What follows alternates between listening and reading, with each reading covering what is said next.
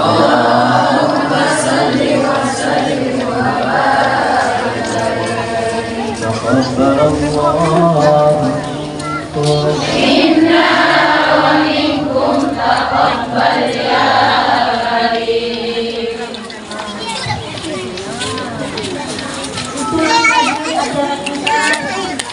Dan kemudianlah tahsil dan doanya semoga dengan kebaikan kami oleh Allah Subhanahu wa Ta'ala. Dan sekarang masuklah kita ke acara yang keempat, yaitu dilakukan oleh al-Ustaz kita. Kepada al-Ustaz kami persilakan.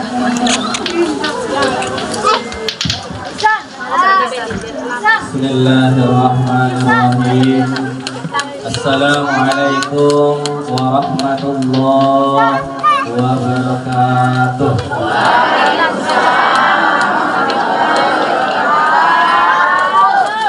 Alhamdulillahi rabbil alamin. Wa bihi nasta'in ala umuri dunya waddin. Asyhadu an la ilaha illallah wahdahu la syarika lah. Asyhadu anna Muhammadan abduhu wa rasuluh man la nabiyya ba'dahu. Allahumma shalli wa sallim ala sayyidina Muhammad wa ala alihi wa sahbihi wa man wala. Amma ba'd, yang kami hormati Ibu Pengurus PT Muslimat Ulama dan juga seluruh pengurus praktik yang berhadir dan yang akan memuliakan Al-Ustaz kita, Bapak Ibu, saudara-saudariku yang dirahmati Allah Subhanahu wa Ta'ala. Tentunya di siang hari ini yang paling utama adalah mari kita bersyukur kehadirat Allah Subhanahu wa Ta'ala, karena bagaimanapun juga apa izin dari Allah Subhanahu wa Ta'ala, maka kita tidak bisa berkumpul di masjid An-Nur yang dirahmati Allah. Juga salawat dan salam mari kita aturkan ke ruh Nabi kita Muhammad sallallahu alaihi wasallam. Dan terlepaskan Allahumma salli ala sayyidina Muhammad wa ala ali sayyidina Muhammad. Jamaah al-Asbab yang dirahmati Allah Subhanahu wa Ta'ala. Tentunya kita umat Muhammad sallallahu alaihi wasallam, kita adalah umat yang berkeyakinan, umat yang memiliki yang namanya iman. Di sini perlu kami ingatkan kepada kita semua bahwa kita itu umat manusia tidak lepas, tidak luput dari berbagai ujian. Manusia itu hidup penuh dengan rintangan, penuh dengan fenomena, penuh dengan kejadian-kejadian, bahkan ada kejadian yang tidak pernah kita hayalkan. Itu apa gunanya? Allah memberikan ujian itu kepada umat manusia untuk menengok, untuk mengukur bagaimana kepercayaan kita kepada Allah, bagaimana keimanan kita kepada Allah Subhanahu wa Ta'ala. Di dalam Al-Quran dijelaskan, jangan kita mengira atau kita berkata kami telah beriman, kata Allah, padahal mereka belum.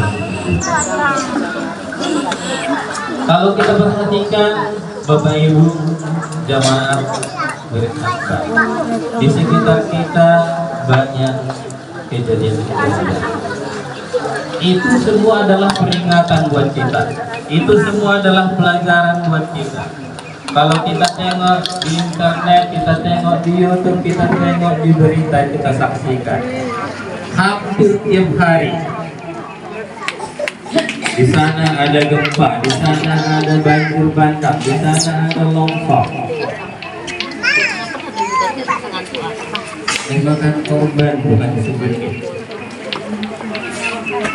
Kenapa itu bisa terjadi? Allah menjelaskan di dalam Al-Quran, Zahar al-fasadu fil barri wal bahri bima kasabat. Jelas-jelas nyata kalau ada kerusakan di laut maupun di darat, itu adalah karena ulah manusia. Jadi kalau selama ini kita mengatakan, ya Allah kenapa kau saya seperti ini? Ya Allah kenapa kau berikan aku ujian yang bertubi-tubi? Ya Allah kenapa penyakit selalu menimpa saya?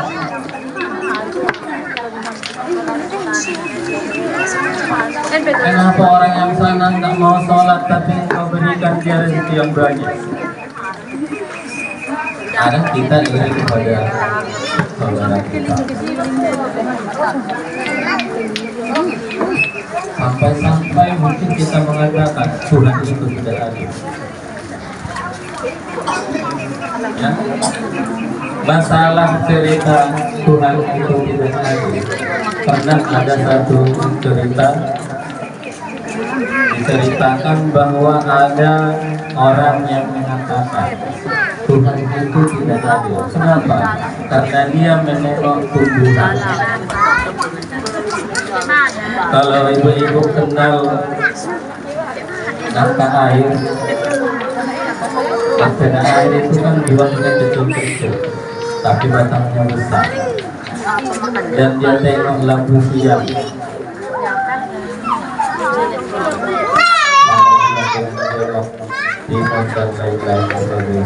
Batangnya kecil, buahnya besar, lebih besar buahnya daripada batangnya. Maka dia mengatakan Tuhan itu tidak adil. Masa begitu besarnya pohon ini buahnya hanya sebesar ini, yang batangnya kecil bisa dibilang sebesar lidi bola kan? Tapi buahnya lebih berapa kali lipat besarnya daripada batang. Gak adil Tuhan. Maka di suatu ketika dia tertidur, ketiduranlah dia di bawah buah nangka air tadi. Di situ dia tidur, jatuh buahnya kena ke kepala. Maka dia mengatakan, untunglah buahnya ini kecil. Kalau sempat sebesar tabung siang atau jelok buahnya masuklah kepala. Jadi dia mengatakan mengakui keadilan Tuhan itu setelah dia kenal, setelah dia merasakan. Jadi mungkin kita juga seperti itu. Banyak yang mengatakan dalam hati gak hadir Tuhan. Udah capek saya sholat Pak Ustaz, berdoa setiap hari, gak bisa siang malam, tapi gak kita belum kabulkan doa, gak diberikannya yang ku minta. Banyak kita yang menganggap Tuhan itu gak adil. Dia berjanji tapi gak pernah ditepati. Ya kan ibu-ibu? Maka kita selalu mengeluh. Padahal Allah itu mau menguji kita. Sabar enggak kamu kalau bukan kamu seperti ini? Iman itu ibu-ibu bagaikan pohon. Makin besar, makin tinggi pohon itu, maka anginnya lebih kencang. Yang mengguncang dia, yang mau mengguncangnya itu hanya lebih besar. Makin tinggi keimanan kita, maka cobaan itu akan makin berat kita. Jadi kita harus bersyukur kalau Allah uji kita, kita syukuri. Yang kita minta, ya Allah kuatkan saya. Jangan berdoa, ya Allah jangan berikan saya cobaan. Itu tidak dianjurkan dalam agama. Ya. Tetapi banyak kita seperti itu. Ya Allah jangan timpakan saya musibah. Ya Allah janganlah beri saya kesusahan. Padahal kalau di sekolah itu kalau kita tidak mengikuti ujian maka tidak akan kelas. Terus lagi kita kelas 1 tidak tamat apa. Bagaimana mau mendapat penghargaan? Jadi iman kita seperti itu. Kalau Tuhan nggak berikan cobaan kepada kita, maka iman kita itu nggak akan naik-naik. Jadi akhirnya apa yang terjadi? Iman itu kadang ditinggalkan, masukkan ke dalam rumah. Ya kan? Nanti pulang dari kerja baru ditengok lagi. Itu yang jadinya kebanyakan. Kenapa? Karena kita tidak menyadarinya. Jadi kami himbau kepada kita semua, ibu-ibu muslimat, ya, saya yakin nahdiyan itu orang yang kuat. Keimanan kita harus kita kuatkan. Kalau bisa masalah itu sebanyak apapun kita hadapi, cuma kita minta kepada Allah, ya Allah berikan saya kekuatan supaya saya bisa menghadapi cobaan. Jangan sebaliknya, jangan berikan saya ujian dan kelas.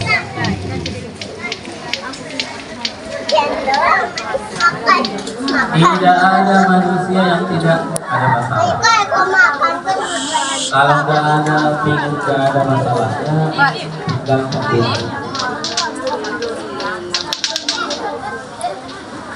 Dan bakalan menghadapi masalah yang dicegah. Ya kalau mendapat susah ya itu ya. Kalau bahagia bahagialah. Tapi kalau selama kita masih menghembuskan nafas kita, masih mau lagi menghirup udara yang diberikan Allah, kita harus diam menghadapi. Di situ kita bangun gak ada ibu-ibu yang masalah. Orang kaya lebih banyak masalahnya daripada orang kaya. Kalau ditanya orang yang banyak duit, belum tentu lebih senangnya daripada kita yang punya duit. Jangan kita beranggapan dia itu banyak orangnya, selalu hidupnya, belum tentu. Kenapa? Karena letak kebahagiaan itu enggak cuma dirasa.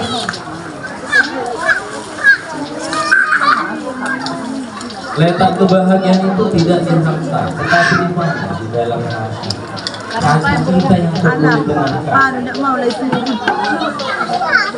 Bagaimana kita supaya bisa menghadapi semua masalah itu? Kuncinya pada diri kita masing-masing. Hati kita yang perlu kita perbaiki. Apa kata Allah di dalam Al-Quran? Ala inna bidzikrillahi tatma'innul qulub. Ingatlah bahwa dengan berzikir kepada Allah hatimu bisa menjadi tenang. Makin banyak ibu-ibu ingat sama yang memberikan, maka hati itu semakin tenang. Jangan kita salahkan Allah, tapi kita nggak mau mengingat Dia. Seorang syekh besar ditanya murid-muridnya, ya syekh, kami sudah capek berdoa, padahal Allah berjanji udhuni fastajib lakum, minta kamu kepada aku niscaya akan kuberikan. Tapi sudah capek kami berdoa, siang malam kami minta, tapi tak pernah kami dapatkan. Mana janji Tuhan itu? Apa penyebabnya? Syekh, kenapa doa kamu tidak dikabulkan? Maka Syekh itu guru besar itu menjawab, ada beberapa hal yang menunda doa kita tidak langsung dijawab. Apa itu? Salah satunya kamu mengatakan bahwa kamu yakin, bahwa kamu percaya kepada Allah Subhanahu wa Ta'ala, tetapi kamu tidak mau mengikuti perintahnya.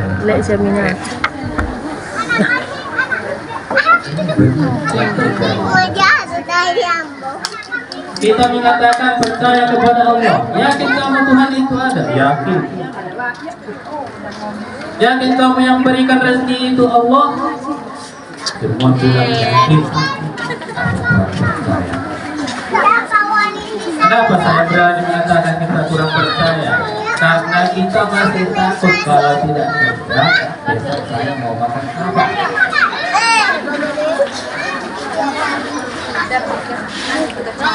Kalau saya tidak kerja, besok kami mau beli beras pakai apa? Itu bukti bahwa kita itu kurang percaya. Kalau ditanya yakin, percayanya kamu percaya atau kurang yakin?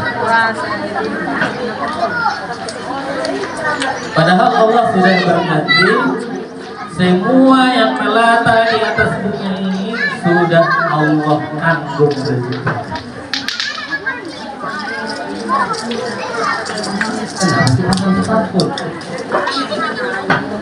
Berarti kita kurang yakin dengan bagaimana untuk menguatkan hati kita, ya? Tentunya adalah lebih banyak mengingat Allah. Makin banyak kita ingat Allah, maka Allah makin ingat kepada kita. Apa kata Allah di dalam Al-Quran? Unsuruni waskuruni wala takfurun. Ingat kamu kepadaku, maka akan ku ingat kamu. Waskuruni, dan bersyukurlah kepadaku, wala takfurun, dan janganlah kamu menjadikan. Ini yang jarang kita lakukan. Kapan ingat sama Tuhan? Di waktu susah. Ibu-ibu itu kebanyakan kalau sudah kakinya tersandung baru ya Allah. Kalau pas melewati jalan mulus sudah ingat sama Allah. Di situ kesandung kakinya baru Allah. Spontan tanpa disuruh. Jadi kalau menurut agama, kalau kita berbuat seperti ini, maka kita digolongkan kepada kafir. Kalau kita hanya ingat Allah di waktu sakit, tapi di waktu sakit Allah, maka kita digolongkan kepada orang yang kufur nikmat. Jadi intinya ibu-ibu sekalian, apapun yang diberikan Tuhan kepada kita, apapun yang diberikan Allah kepada kita, kita syukuri. Berterima kasih Allah. Gak usah kita berterima dulu. Kenapa? Karena Tuhan tahu apa yang kita butuhkan. Di dalam Al-Quran dijelaskan, kalau kamu mengira itu baik kepada kamu,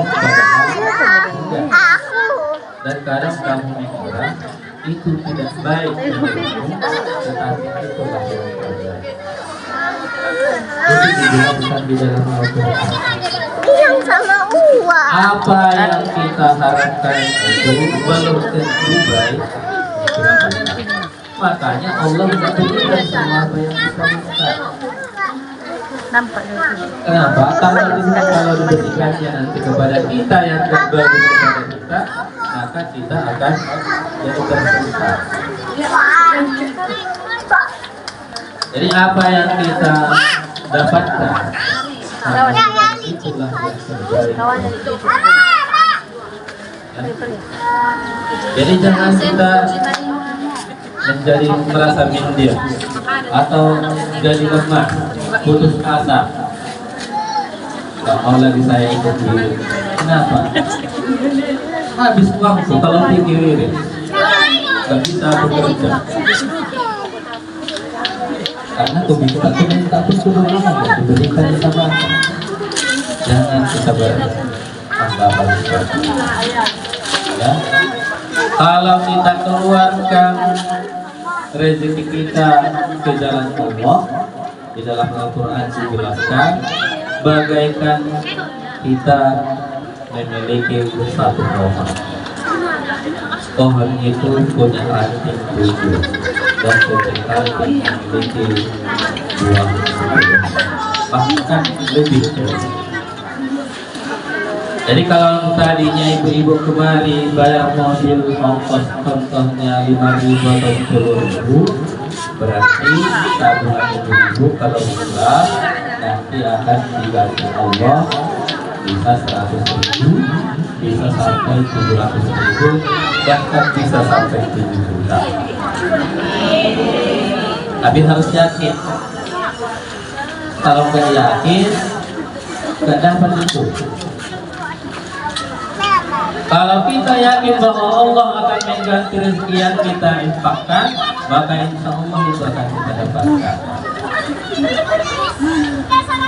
Jadi kalau saya pribadi itu saya lakukan kalau pas berjalan. Saya usahakan setiap saya tinggal di masjid, saya berikan infak berapa. Tapi biasanya bisa spontan hari itu juga bisa dapatkan ini berapa kali lipat, bukan mungkin hanya 10 kali lipat bahkan dan yang saya rasakan selama di perjalanan saya tetap dapat lindungan dari itu kalau kita yakin betul-betul percaya bahwa Allah yang mengatur.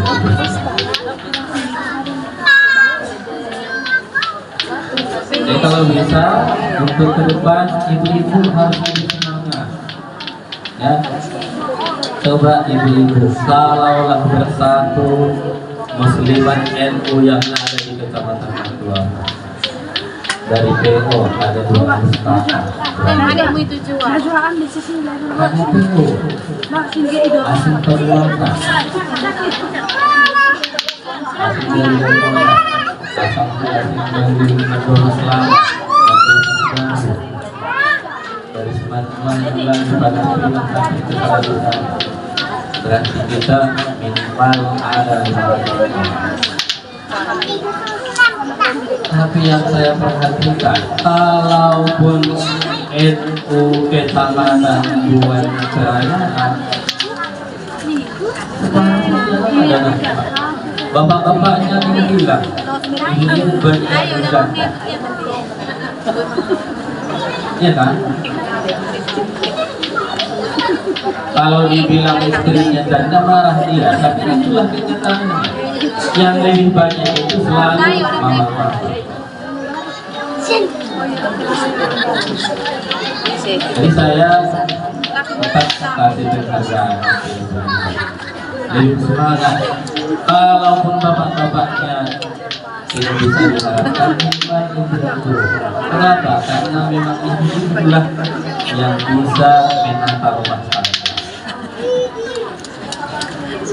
Bapak-bapaknya kebanyakan kalau tidak ada kerja, ibu nongkrong di kedai kopi atau mungkin ada yang tetap tertua. Mudah-mudahan karena ada ya. Jadi ibu-ibu sekalian, ya, oleh-oleh dari kampus semuanya.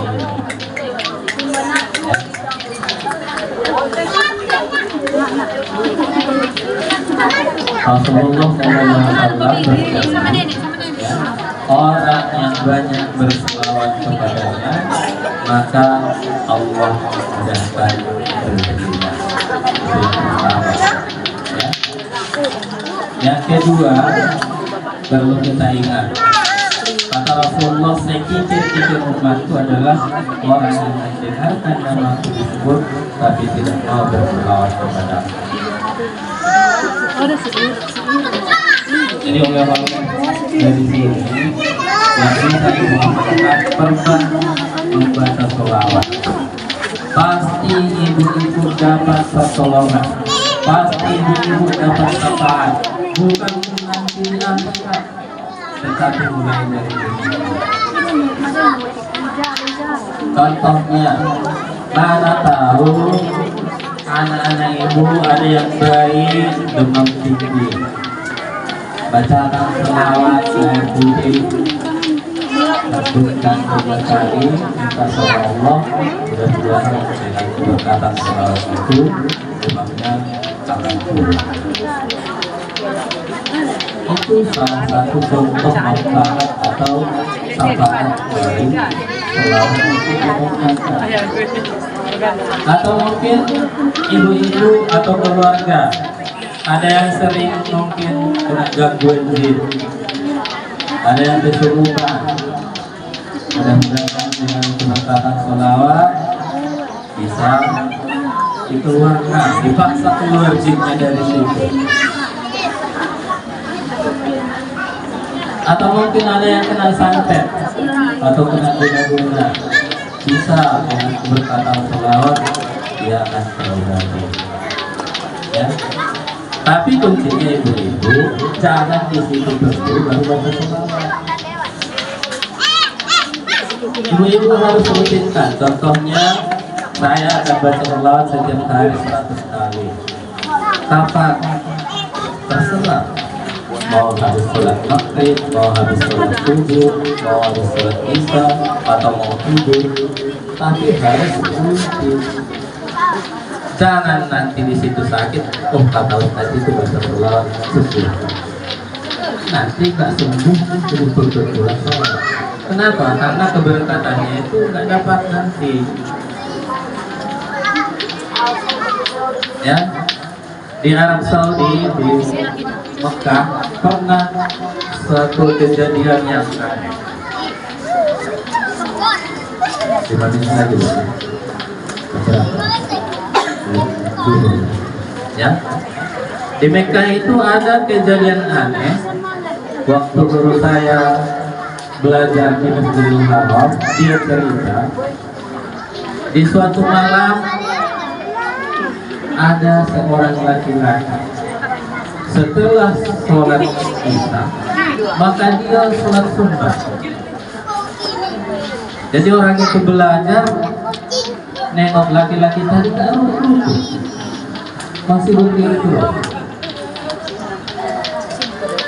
Sudah jam 12 malam masih tetap berdiri. Berjalan terus jam, sudah jam 2 malam bapak itu masih tetap berdiri, masih sholat. Sudah dekat waktunya pada maka bapak itu menurut. Jadi mereka bingung sampai habis buka masing-masing. Itu manusia atau enggak? Masa sholat 1 malam. Jadi di waktu itu mereka perhatikan ternyata dia tetap nampak. Jadi kalau mereka menyangka itu jin atau mungkin malaikat, mungkin pihak belakangnya bisa hilang. Ini tetap nampak. Mereka sengaja pandang terus bapak itu. Udah ajak subuh dia selesai. Sudah selesai. Subuh masih diperhatikan. Ikut sholat subuh, siap sholat subuh. Mereka sengaja mencari bapak. Maka mereka sedang berkhidmat.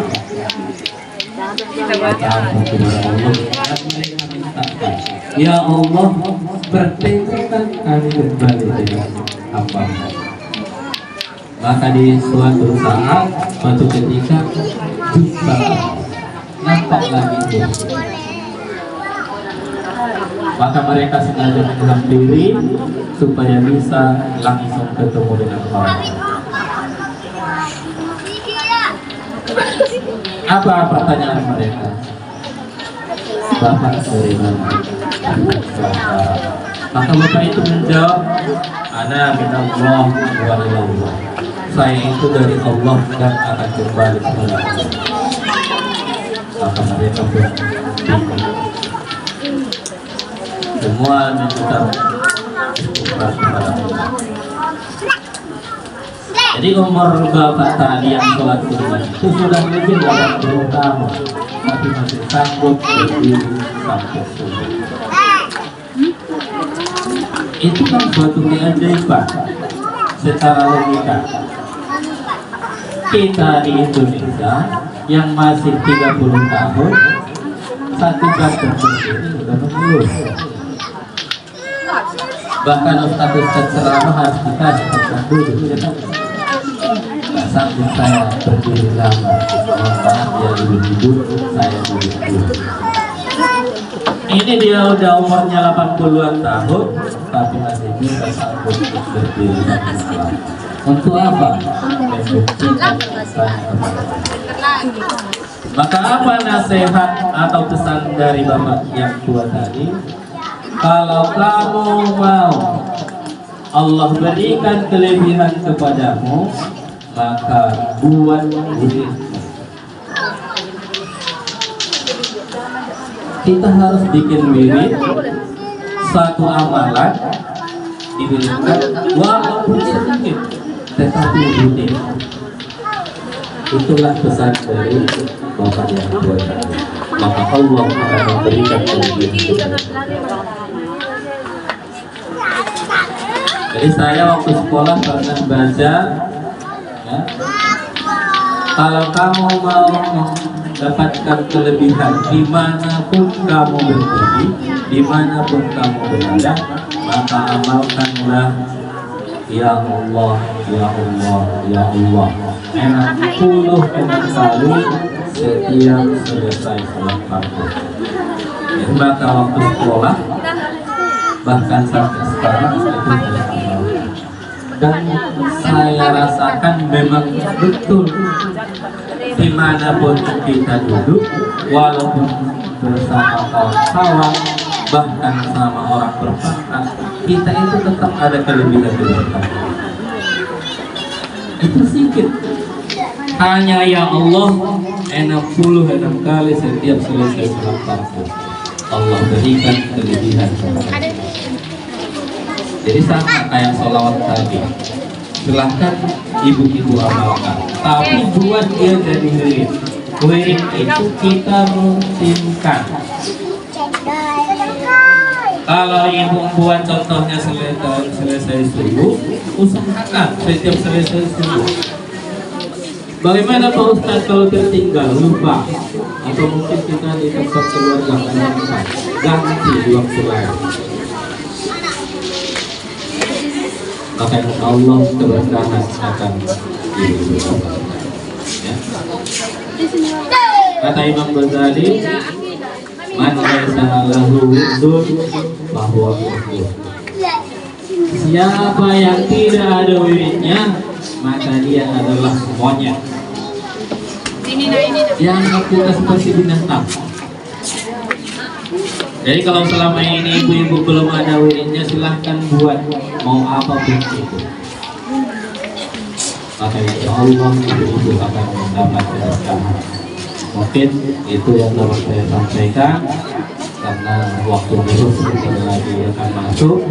Mudah-mudahan ibu-ibu sedikit pun yang saya sampaikan maka ada manfaat dan faedahnya buat ibu-ibu, terkhusus kepada saya sendiri. Ya, kenapa? Karena ilmu yang diajarkan itu akan mengalir pahala terus walaupun nanti saya sudah meninggalkan dunia. Kalau ibu amalkan, kalau ibu ajarkan lagi sama anak ibu, dia amalkan, maka dapat juga saya, dapat ibu. Maka sungguh mulia orang yang mengajar. Kalau kita mengajarkan satu ilmu, diajarkan lagi kepada orang lain, diajarkan lagi, maka akan berangkat. Pahala itu akan datang kepada kita dengan mengalir dan karena itu adalah salah satu amal yang tidak putus. Jadi untuk siang ini pertemuan ini bisa ibu bawa ke rumah, mudah-mudahan berkah ya. Saya izinkan dengan izin Allah supaya itu bisa ibu berikan. Yang pertama tadi selawat, yang kedua adalah mengamalkan ya Allah enak turun sekali setiap sholat maghrib. Mungkin nanti bisa ibu rasakan, tapi ibu harus berkeyakinan bahwa Tuhan telah yang mengatur kita semua. Jadi kurang lebihnya saya mohon maaf. Kalau ada yang baik yang saya sampaikan, itu adalah hidayah dari Allah SWT. Kalau ada kejelekan-kekurangan mungkin karena diri saya sendiri, maka untuk itu saya minta ampun kepada Allah SWT. Mohon maaf kepada ibu-ibu sekalian. Wallahumma Assalamualaikum warahmatullahi wabarakatuh.